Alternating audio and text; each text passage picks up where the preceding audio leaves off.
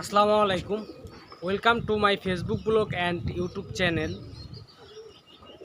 আশা করি সবাই ভালো আছেন।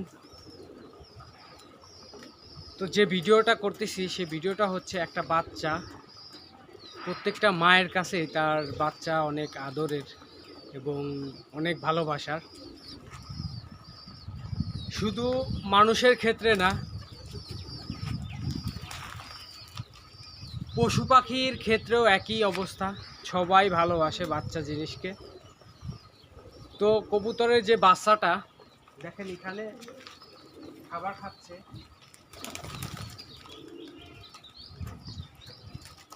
বাচ্চাটা এসে এখানে খাবার খাচ্ছে।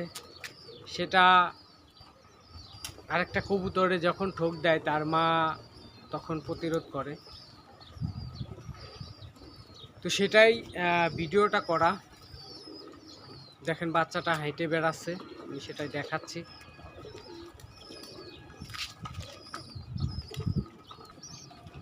অন্য কবুতরে ঠোকায়া কি করছে,